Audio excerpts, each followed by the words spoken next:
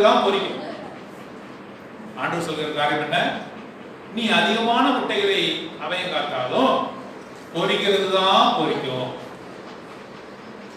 மற்றவெல்லாம் வீணாக போய்விடும். உன்னுடைய சொத்து சம்பத்து அப்படிதான். நீ கஷ்டப்பட்டு சேர்த்து வைப்ப, யாரோ ஒருவன் எடுத்துட்டு போயிடுவான். உனக்கு கண்களுக்கு முன்பாகவோ அல்லது நீ மரித்த பிறகோ யாரோ அதை அனுபவிப்பான். எப்படி எதுக்காக ஓடி ஓடி உழைக்கிற? தேவனுடைய திட்ட தீர்மானத்தை உன்னுடைய வாழ்க்கையில நீ அறிந்து கொண்டிருக்கிறாயா? தேவனுக்கு நேரத்தை கொடுக்க முடியல, ஆனா உலக பொருளுக்கும் உலக காரியங்களுக்கும் அதிகமான நேரத்தை கொடுக்கிற. தேவனுக்கு என்று அமர்ந்திருந்து ஜெபிக்க பண்ணால முடியல, குடும்பத்தோடு நேரங்களை செலவழிக்க முடியல, அதிகாலையில தேவனோடு கூட சஞ்சரிக்க முடியல, அவர்களோடு கூட தியானம் பண்ண முடியல. அதெல்லாம் என்ன நினைக்கிற? நேரம் விரையா என்று நினைக்கிறாய். ஜெபம் பண்றது நேரம் விரையமா? தேவாதி தேவனோடு கூட நீ பேசிக் கொண்டிருக்கிறாய், எல்லாவற்றையும் கவனமாக கேட்டுக் கொண்டிருக்கிறாய். ஜெபம் பண்றது வீண் என்று நீ நினைக்கிறாய், அவரை ஆராதிப்பது வீண் என்று நினைக்கிறாய், வேதத்தை வாசிப்பது வீண் என்று நினைக்கிறாய். அங்க ஓடுற இங்க ஓடுற. இந்த கௌதாரியை போல அவையங்காத்தோம் பூமுட்டையா போன முட்டைகளை போல நாம் இருக்க போகிறோமா? நீ பல சொத்துக்களை தேடணும்னு பிரயாசப்படுற, ஒன்றும் உனக்கு வாய்க்காது. தேவனுடைய திட்ட தீர்மானத்தை அறிந்து கொள்ள வேண்டியதில்லை என்று சொன்னார். வீணாக அந்த முயற்சி, இந்த கௌதாரியினுடைய முயற்சி போனது போல உன்னுடைய முயற்சி போகும் என்பதை தேவன் சொல்கிறார். அமர்ந்திருந்து அவரிடத்திலிருந்து பல காரியங்களை நீ கற்றுக்கொள்ள வேண்டும் என்று சொல்லி இந்த கௌதாரியின் மூலமாக ஆண்டவர் நமக்கு சொல்லுகிறார். உங்களுக்கு மாத்திரமல்ல, எனக்கு இந்த வசனம் தான். எனக்கு அவர் என்னோட கூட பேசிக்கொண்டு நானும் தண்டனைக்குள்ளானவன் தான். ஆகவே இந்த கௌதாரியை போல நாம இருக்கக்கூடாது. அதுக்கு அடுத்து எட்டாம் மிருகத்தை பார்க்கலாம். 2 பேதுரு 2ஆம் அதிகாரம் 22ஆம் வசனம். 2 பேதுரு 2ஆம் அதிகாரம் 22ஆம் வசனம். நாய் தான் கக்கினதை தின்னவும் கழுவப்பட்ட பன்றி சேற்றிலே புரளவும் திரும்பினது என்று சொல்லப்பட்ட, கழுவப்பட்ட பன்றி சேற்றிலே புரள திரும்பினது போல. நாம யாரு? ஒருத்தவங்க கழுவப்பட்ட பன்றி. நீ உன்னுடைய குணத்தை மாற்றணும்ன்ற ஆண்டவர் விரும்புறார். நீ எவ்வளவுதான் என்னை கழுவினாலும் கூட, உன்னுடைய ரத்தத்தை கொண்டு கழுவினாலும் கூட, திருவசனத்தை கொண்டு என்னை கழுவினாலும் கூட, நான் அந்த சேத்துக்கு தான் போவேன்னு சொன்னா ஆண்டவர் என்ன செய்ய முடியும்? உதாரணம் சொல்றார், பன்னியை பற்றி சொல்றார், பன்றியை பற்றி சொல்றார். அதை குளிப்பாட்டு நடுவுல வச்சாலும் என்ன பண்ணுது? அது போகுது, சேத்துக்கு போகுது. ஸ்வாலோயிங் வாலோயிங், அதை உழுந்து புரண்டாதான் சந்தோஷமா இருக்கு. ராஜ மாளிகளை வைத்தாலும் கூட, ராஜாவுடைய அரண்மனையிலே உன்னை வைத்தாலும் கூட, ராஜாவுடைய போஜன பதார்த்தங்களை உனக்கு தந்தாலும் கூட, எனக்கு அந்த சேருதான் முக்கியம், அதுதான் எனக்கு சுகமா இருக்குது நீ சொல்றியா? அப்படின்னா நீ கழுவப்பட்ட ஒரு பன்றி தான். நீ மாற முடியல, உன்னை மாற்றிக்க முடியல. கழுவப்பட்ட பன்றி சேற்றுக்கு திரும்புகிறது போல உன்னுடைய காரியம் இருக்கிறதா என்று சொல்லி ஆண்டவர் கேட்கிறார். ஒரு வசனம் வாசிக்கலாம். நீதிமொழி புத்தகம் 11ஆம் அதிகாரம் 22ஆம் வசனம்.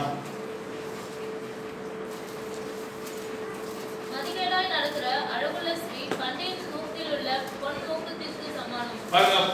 பன்றிக்கு வந்து மூக்குல வந்து மூக்குத்தியை போட்டு குத்தி விட்டாங்க. பொண்ணு மூக்குத்தி, தங்கத்தால் செய்யப்பட்ட மூக்குத்தி என்ன பண்றாங்க? பன்னியோட மூக்குல குத்தி விடுறாங்க. ஐயோ ஏற்பட்டது அப்படியே அந்த பண்ணி நினைக்கிறது கிடையாது. நம்ம சேத்துக்கு போகக்கூடாதுன்னு நினைக்கிறது கிடையாது. நீ மூக்குத்தியே போடு, அது வைரத்திலே செஞ்சு போடு, அது பிளாட்டினத்திலே செஞ்சு போடு, நான் போய் சேத்துல தான் நம்ம விடுவான்னா நான் என்ன செய்ய? ஆண்டவர் கேட்கிறேன். ஆண்டவர் நம்மை பார்த்து கேட்கிறார். ரட்சிக்கப்பட்ட உன்னை அவரோடு கூட உடன் சுதந்திரவாளியாக பரலோக காரியங்களை பெற்றுக்கொள்ள உன்னை ஆயத்தப்படுத்தியிருக்கிறார். அது அந்த மூக்குத்திக்கு சமமா இருக்கிறது. இந்த பண்ணி என்ன பண்ணுது? மூக்குத்தியோடு கூட மூக்கு என்ன பண்ணுது? சேர்த்துது. கழுவப்பட்ட பின்னும் சேட்டிலே பொருளும் பன்றிக்கு ஒப்பாயிருக்கிறார். அதே வசனத்துல சொல்லுகிறார், நாயை குறித்து சொல்லுகிறார். வாசிங்க. நாய் தான் கக்கினதை தின்னுகிற தின்னுமா போல. நாயோடைய குணம் என்ன? நன்றியா தான் இருக்குது. எங்க வீட்டுல கூட நாய் வளர்க்குறோம். நான் எப்ப சாப்பாடு கொடுப்பேன்னு காத்திருக்குது. ஆனா இந்த காரியத்தை நான் பார்த்துருக்கிறேன். அலைஞ்சிக்கிட்டு சாப்பிடும் சில சாப்பாடுலாம். ஐயோ சாப்பிடுதேன்னு நம்ம என்ன பண்றோம்? அதை கொட்டுவோம். பிரியாணி செஞ்சோம்னா என்ன பண்ணுவோம்? கறி கொஞ்சம் அதிகமா இருந்ததுன்னா வைப்போம். ரொம்ப ஆவலா சாப்பிடுறது நான் அதிகமா கொடுத்தோம்னா என்ன பண்ணோம்? கக்கிடும். கக்கிட்டு போயிடுச்சா பவர் யார் தடுத்தாலும் நிக்காது. என்ன செய்யும்? நாய் கக்கினதை தின்னுமா போல. அந்த பார்த்தோம்னா எவ்வளவு அருவருப்பான காரியம், எவ்வளவு அருவருப்பான காரியம். ஆண்டவர் நம்மை அப்படித்தான் ஒப்புழம் செய்கிறார். ரட்சிக்கப்பட்ட நீ திரும்ப பழைய காரியத்தை ஈடுபடுவோம். நாது பாக்குறியா? கிழமை பாக்குறியா? ஜாதி பாக்குறியா? இல்ல படிப்பு பாக்குறியா? அந்தஸ்து பாக்குறியா? இவன் தீட்டுப்பட்டவன், இவன் தீட்டுப்படாதவன், இவன் என்னோட ஜாதிக்கு ஏற்றவன் இல்ல அப்படின்லாம் பாக்குறியா? உன்னை கழுவி குளிப்பாட்டி வச்சிருக்கிற. நீ என்ன சொல்ற? திரும்ப போய் வாந்தி எடுத்து தின்றதுக்கு சமமா இருக்கு. வாந்தி எடுத்து தின்ற. உங்களுக்குள்ள எந்த பேதமும் இல்ல. ஆழ்த்தப்பட்டவன், தாழ்த்தப்பட்டவன், பணக்காரன், ஏழை எதுவுமே இல்ல. எதுக்கு சாப்பாடு போட்டாங்க எப்ரோன் ஃபெலோஷிப்ல? எதுக்கு பிரதர் பக்சிங் இந்த அன்பின் விருந்த கொண்டு வந்தார் தெரியுமா உங்களுக்கு? ரொம்ப நேரம் மெசேஜ் எடுக்கிறாங்க, அதனால எல்லாம் சாப்பிட்டு போங்கன்னு வச்சாங்களா? சகோதர ஐக்கியம். Very good. நீ பணக்காரனா இருக்கலாம், நீ வேற ஜாதியானா இருக்கலாம். பக்கத்துல தோளோடு தோல் உரசி கொண்டு நீ அந்த உணவை நீனும் நானும் ஒண்ணுன்னு சாப்பிடுறோமே, என்னது? அதுதான் முக்கியமான காரியம். அதுதான் ஃபெலோஷிப், அதுதான் ஐக்கியம். நீ எந்த ஜாதியா இருக்கும் அது முக்கியம் இல்லை. ஜாதிகள்லாம் ஒன்றும் இல்லை. பணக்கார ஏற்றத்தாழ் இல்லை. தோளோடு தோல் அமர்ந்து நீ ஒருவேளை நல்லா படிச்சிருக்கலாம், நான் படிக்காதான் பரவாயில்ல. அவனோடு கூட உட்காந்து சாப்பிடும் போது கிறிஸ்து இயேசுக்குள்ளாக நீனும் நானும் கழுவப்பட்டவன், நீனும் நானும் பரிசுத்தவான். எங்களோட நாமம் என்ன? பரிசுத்தவான், பரிசுத்த பாட்டி, மனவாட்டி. அதுதான் நம்ம உட்காந்து சாப்பிடணும். பசி ரெண்டாவது. அதை போல நாய் தான் கக்கினதை தின்னுமா போல அப்படி இருக்க கூடாது. நான் விட்ட காரியத்தை திரும்ப எடுக்க கூடாது. இது வேணான்னு விட்டுட்டேன், சினிமாவுக்கு போக மாட்டேன்னு விட்டுட்டேன். ஏன் சினிமா போற? சினிமா பாடல் கேட்க மாட்டேன்னு விட்டுட்டேன், ஏன் திரும்பி கேட்கிற? கெட்ட வார்த்தை வாயிலிருந்து புறப்படலாகாதுன்னு சொல்லிட்டேன், திருப்பி ஏன் கெட்ட வார்த்தை பேசுற? இல்ல பிரதர், சிவிங்கி தன் தோலை மாற்ற கொடுக்கணும்னா என்கிட்ட பதில் சொல்ல முடியாது. அப்படின்னா தோலை உரிச்சுடுவார். என்ன பண்ணுவாரு? தோலை உரிச்சுடுவார். அவர் அன்பான தேவன் மாத்திரம் அல்ல, நீதி நியாயத்தை செய்கிறவர். எச்சரிப்பா இருக்கணும் அவர்கிட்ட. அவர்கிட்ட வாராட்டக்கூடாது. அவர் இஸ் எ கன்சியூமிங் ஃபயர். அவர் பட்சிக்கிற அக்கினி. அன்பான தேவன் மாத்திரம் பட்சிக்கிற அக்கினி. இதெல்லாம் பொறுத்து கொள்ளவே மாட்டார். உன்னுடைய காரியத்தெல்லாம் சொல்ல முடியும். நான் அந்த பழக்கம் நான் அப்படிதான் பேசுவேன். அதெல்லாம் பேசக்கூடாதுன்னா பேசக்கூடாது. கோவப்படக்கூடாதுன்னா கோவப்பட. ஒரு நீங்களே கோவப்பட்டீங்க, ஆமா இனிமேல் கோவப்பட்டா நீங்களே என்கிட்ட சொல்லுங்க, நான் திருத்திக்கிறேன் அல்லது அறிக்கை செய்யறேன், உங்கள்கிட்ட மன்னிப்பு கேட்கிறேன். பேசக்கூடாது, கெட்ட வார்த்தை பேசக்கூடாது. புருஷன் மனைவி அடிக்கக்கூடாது, மனைவி புருஷன் அடிக்கக்கூடாது. நிறைய சூழ்நிலைக்குள்ளாக காரியங்கள் இருக்கிறது. இதெல்லாம் நீங்க செஞ்சீங்கன்னா நாய் கக்கினதை தின்னுமா போல. அப்படிப்பட்ட ஒரு அருவருப்பான காரியத்தை, பின்மாற்றமான காரியத்தை நீங்களும் நானும் செய்யக்கூடாது என்று ஆண்டவர் சொல்லுகிறார். 10வது கடைசியாக சங்கீதம் 58:5 பாம்பாட்டிகள் வினோதமாய் ஊதினாலும் அவர்கள் ஊதும் சத்தத்திற்கு செவிகொடாதபடிக்கு தன் காதை அடைக்கிற செவிட்டு விரியனை போல இருக்கிறார்கள். இந்த வார்த்தையெல்லாம் கேட்குறீங்க இல்ல? கர்த்தருடைய வார்த்தையெல்லாம் கேட்குறீங்க. 2 காதை மூடிக்கின்னு யாருக்கோ ஏதோ பேசிட்டு போங்க அப்படின்னு 2 காதை மூடிக்கிங்க. செவிட்டு விரியன். தேவனுடைய வார்த்தை உள்ளுக்குள்ள போல, மனசுக்குள்ள போல, அதை தியானிக்கல. ஃபைட் டைம்னா என்ன? வீட்டில் அமர்ந்ததெல்லாம் தியானிக்கணும், வசனம் குறித்து தியானிக்கணும். செவிட்டு விரியா 2 காதையும் அடிச்சுக்கிறீங்க. ஏன் அந்த பாம்பாட்டி அது ஊதுறான்? அது கேட்கறதுல என்சான்ட்மெண்ட் என்று ஆங்கிலத்தில் போடப்பட்டிருக்கு. அது என்ன பண்றா? அதை வந்து ஒரு வகையான காரியங்களை உடல் மொழியினால, கால் அசைவினால, ஊதறதுனால என்சாண்டிங் அந்த விதமான காரியங்களை காட்டி அது பொந்திலிருந்து பாம்புகளை வரவழைக்கிறான். எதுக்கு வரவழைக்கிறான்? அதை பழக்கி வைப்பதற்கு. முதலாவது என்ன செய்வான்? அதோடைய விஷத்தை எடுத்துருவான். பாம்புக்கு என்ன இருக்கும்? விஷம். அந்த பல்ல பிடிக்கணும் பாம்பை. இந்த பாம்பு தன்னை வந்து அந்த பாம்பாட்டிக்கு ஒப்பு கொடுக்கணும். நான் வரமாட்டேன். நயமான வார்த்தைகளை அந்த பாம்பாட்டி பேசுகிறான். ஆண்டவர் பேசுகிறார். அப்ப ஆண்டவர் பாம்பாட்டின்னு கேட்காதீங்க, ஒரு உதாரணத்துக்கு சொல்றேன். ரட்சிப்பின் வார்த்தைகளை அவர் சொல்லுகிறார். ஆத்மா ஈடேறுவதற்கான வார்த்தைகளை சொல்லுகிறார். நீ மனம் திரும்புவதற்கான வார்த்தைகளை சொல்லுகிறார். நீ அப்ப என்ன பண்ணணும்? வெளியே வந்து பொந்திலிருந்து வெளியே வந்து ஒப்பு கொடுக்கணும். அப்ப என்ன பண்ணாரு? உன் விஷத்தை பிடிக்கிடுவார். விஷம் இல்லாத பாம்பா விஷத்தை எடுத்துற பல்ல பிடிக்கிடுவார். உன்னால மற்றவங்களை காயப்படுத்த முடியாது, மற்றவங்களை மரணத்துக்குள்ளாக கொண்டு போக முடியாது, மற்றவங்களை எதிர்த்து பேச முடியாது. இப்படிப்பட்ட சூழ்நிலைக்குள்ளாக உன்னை கொண்டு வருவாங்க. செவிட்டு விரியன்னாக்க என்ன அர்த்தம்? நான் காதை மூடி கொண்டு இருந்தானாக்க இந்த வார்த்தையை உள்ளவே போகாது. நீ அப்படி இருக்கக்கூடாது என்று ஆண்டவர் இருக்கிறார். ஒரு வசனம் வாசனா எக்லேசியஸ் பிரசங்கின் புத்தகம் 10ஆம் அதிகாரம் 11ஆம் வசனம். 10ஆம் அதிகாரம் 11ஆம் வசனம் வாசிங்க.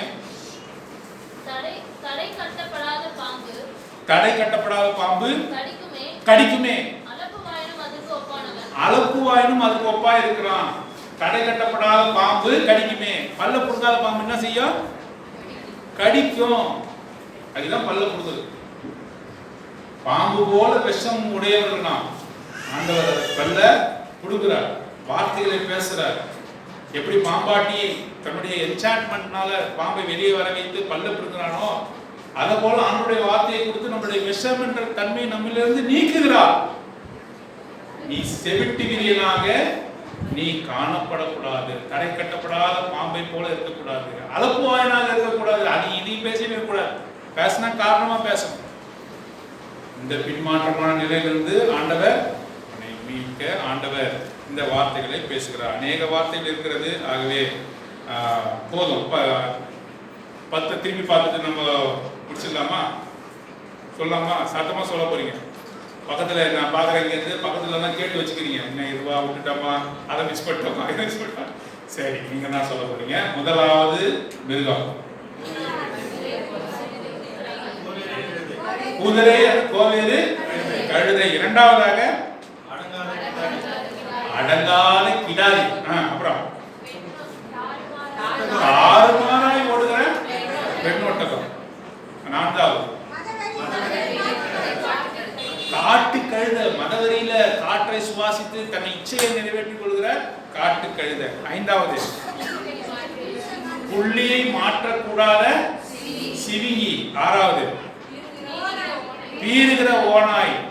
தேவனுடைய ஊழியக்காரருக்கு சொல்றாரு, பீறுகிற ஓனாயா அப்படின்னு கேட்கிறார். அப்புறம் ஏழாவது அபயங்காத்தும் குஞ்சு பொறிக்காத கௌதாரி. எல்லா பொருளையும் சேர்த்து வச்சுக்கிறது. அதனால ஒரு பிரோஜனமும் உனக்கு வராது. அதுதான் சொல்றாரு. ஆக ஞானமா நட என்று சொல்லி கௌதாரியை உதாரணமாக சொல்லுகிறார். அதுக்கப்புறம் கழுவப்பட்ட பின்னும் சேற்றிலே புரளும் பன்றி. அடுத்தது 9வது நாய் தான் கக்கிறதை தின்னுமா போல. அடுத்தது செவி கொடுக்காத செவிட்டு விரியல். இப்ப நீங்க நாய் பன்னி ஞாபகம் வச்சிருந்தாங்க, இந்த செய்தியே உங்களுக்கு போகாது. பிரதர் என்ன நீங்க உங்ககிட்ட வந்து என்ன சிஸ்டர் சொன்னா, நாய் பன்னி குதிரை கோவை இருக்கிறத அப்படி இதெல்லாம் பேசுனீங்கன்னு சொன்னா செய்தி போகல. சிஸ்டர் உங்க மத்தியில் ஆண்டவர் என்ன பேசினாரு? அடங்காத கிடாரி. அப்பா, ஆண்டவர் சந்தோஷப்படுவாரு, நாங்களும் சந்தோஷப்படுவோம். அந்த ஒரு வார்த்தை நினைச்சுங்க, அடங்காத கிடாரி, செவிட்டு இல்லைங்க. ஒவ்வொரு மிருகத்துக்கும் என்ன சொல்றாரு? அதோடைய தன்மையை விளக்க ஒரு வார்த்தை முன்பாக சேர்த்து சொல்றாரு. இதை நாம் நினைவு வைத்துக் கொள்ளும் பொழுது செய்கிறார். ஆகவே இந்த பின்மாற்றமான நிலையிலிருந்து உன்னை அவர் ரட்சிக்கிறார், உன்னை கழுவுகிறார். பரவாயில்ல, இந்த மிருகங்களுக்கு ஒப்பாக உன்னுடைய குணாதிசயங்கள் உன்னுடைய கேரக்டர்ஸ், உன்னுடைய குணாதிசயம் இருந்தாலும் கூட மகனே மகளே, நேரம் கடந்து போயில்லை. எப்பொழுது நேரம் கடந்து போகும்? உன்னுடைய மூச்சு காற்று இந்த உலகத்திலே நிற்கும் பொழுது நேரம் முடிஞ்சு போச்சு. உன்னுடைய மூச்சு காற்று போச்சுன்னா நாம் மறித்து போனாங்க, ஒன்றும் செய்ய முடியாது. மரணம் உண்மை துதியாதே, மரணம் உண்மை துதியாதே. ஆனா மரணத்துக்குள்ளாக எதெல்லாம் சரி செய்யணுமோ செஞ்சிடணும். ஆகவேதான் மரணத்துக்கு நேராக விருந்து கொண்டு என்ன செய்யறாங்க, சொத்து பத்தெல்லாம் எல்லாருக்கும் எழுதி வச்சுட்டு ரெடியா இருக்கணும், கவலைலாம் போகணும். அல்லது ஆண்டோடைய வருகை, நீ உயிரோடு இருக்கும்போது ஆண்டோடைய வருகை இருந்தா முடிஞ்சு போச்சு. அதுக்குள்ளாக எல்லாவற்றையும் நீ சரி செய்யணும். மகனே மகளே, உன்னுடைய பின்மாற்றமான நிலைமை நான் என்ன பண்றேன்? I will heal thy backsliding. உன்னுடைய பின்மாற்றமான நிலைமை நான் குணமாக்குகிறேன், விட்டுவிடு விட்டுவிடு என்று சொல்லுகிறார். எரேமியா 3ஆம் அதிகாரம் 22ஆம் வசனம். சீக்கிரம் வாசிங்க, ஒரே வசனம் தான். எரேமியா 3ஆம் அதிகாரம் 22ஆம் வசனம்.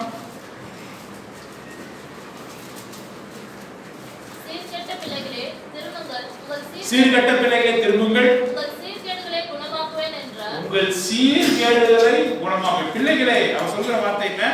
வெளியே போற ஆளு கிடையாது, வெளியே போற ஆளு கிடையாது. தேவனுடைய பிள்ளைகளுக்கு சொல்கிறார், பிள்ளைகளே உங்களுடைய சீர்கேடுகளை குணமாக்குவேன். என்னிடத்திலே turn unto me, turn unto me, turn unto me, என்னிடத்திலே திரும்புங்கள், உங்களுடைய சீர்கேடுகளை குணமாக்குவேன். இன்னொரு வசனம், ஓசியா புத்தகம் 14ஆம் அதிகாரம் 4ஆம் வசனம். ஓசியா 14:4.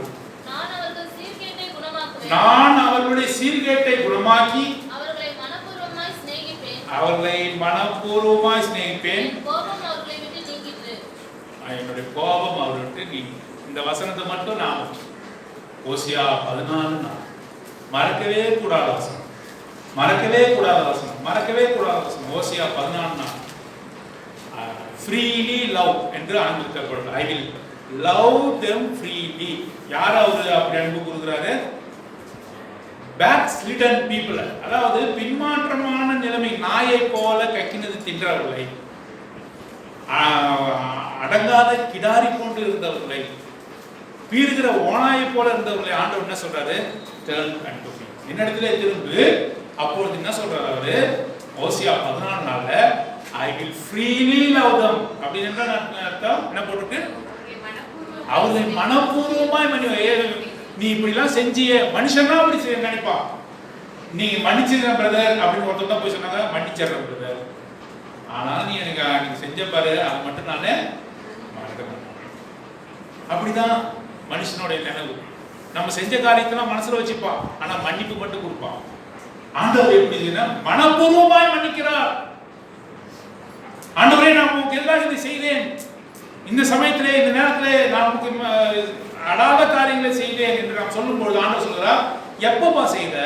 எனக்கு தெரியலையே, நான் உன்னை மன்னிச்சிட்டேனே, நான் மன்னிச்ச போதே, உன்னை மன்னித்த போதே நான் அதை மறந்து விட்டேனே. When I forgive you, I forget everything. I blot out everything. நான் உன்னை மன்னித்த போதே எல்லாவற்றையும் நான் மறந்து போயிட்டேன். மனுஷன் மன்னித்தாலும் கூட மறக்காதவன், சொல்லி சொல்லி காட்டுகிறவன், ஆனால் ஆண்டவர் மறக்கிறது. I will freely love them, அதாவது மனப்பூர்வமாய் மன்னிக்கிறேன். யாரை மன்னிக்கிறார்? பின்மாற்றமான இந்த விலங்குகளை போல குணாதிசயங்களை உடைய உன்னையும் என்னையும் அவர் மன்னித்தார். அவர் மன்னித்தார். இந்த வசனத்தை திரும்பி வாசிங்க.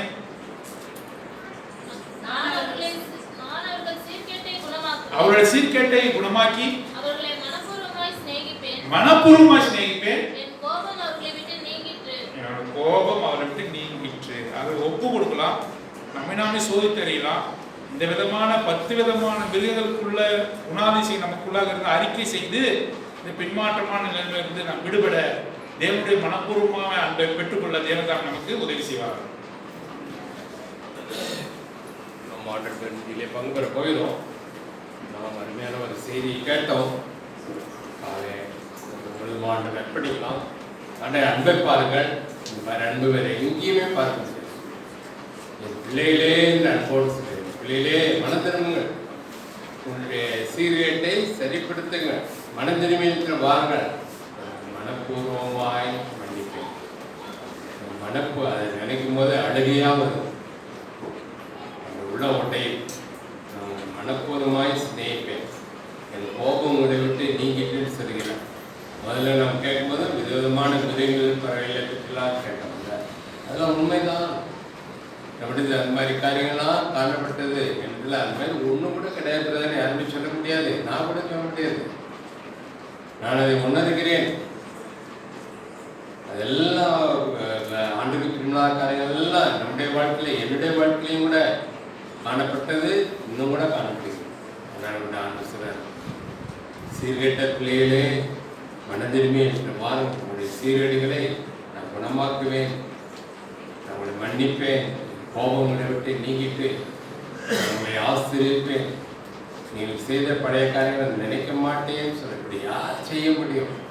அவ்வளோ அன்புள்ள தேவையில்லை, உறுதியான ஒரு தீர்மானம் எடுக்கணும்ல. மறுபடியும் அந்த தவறு செய்யக்கூடாது. அந்த நாய் கக்கினது தின்னது இவ்வளோருமே மன்னிச்சு இந்த மறப்பேன், உங்களை சிநேகிப்பேன், என் கோபம் நீங்கிட்டுன்னு சொல்கிறார்ல, மறுபடியும் ஆர்டரை கோபப்படுத்தக்கூடாது. அது உண்மையான உறுதியான தீர்மானத்தை முழுமாக அர்ப்பணிக்கிறாங்க. நீங்கள் என் வாழ்க்கையை நடத்துவீங்க, நீங்கள் கொண்டு போகிற வழி நான் பின்பற்றுவேன். என் ஆடுகள் என் சத்தத்துக்கு செவிக்கணும், அவையில் என் பின்னாலே வருகிறேன், அவையிலே நான் பேசல அழைக்கிறேன். அவர்கள் அந்த ஆடுகள் என் சத்தத்தை கேட்கும், அவைகளுக்கு என் ஜீவனை கொடுத்தேன், அவையில் எனக்கு சொந்தமான ஆடுகள்னு சொல்றாரு. நமக்கு ஜீவனையே கொடுத்தாரு அல்லவா? இனிமேலும் நம்ம எப்படி அந்த பழைய வாழ்க்கைக்கு போக முடியும்? அதனால உறுதியான தீர்மானம் எடுத்து நம்ம அவரை பின்பற்றணும். நம்மளால முடியாது, அவர்கிட்ட ஒப்புக்கொள்ளணும். எனக்கு பலன் இல்லை, ஞானம் இல்லை, உதவி செய்யுங்க, அந்தந்த சமயத்துக்கு வேண்டிய ஞானத்தை தாங்க, உறுதியாக விசுவாசத்தில் உறுதியாக நிலைத்திருக்க உதவி செய்யுங்கன்னு சொல்லி அர்ப்பணித்து பாத்திரவான்களால் பந்தியில் பகுப்பாங்க. ஆண்டத்தில் அறிக்கை செய்து ஒப்புரவாகி பிறகு இதிலே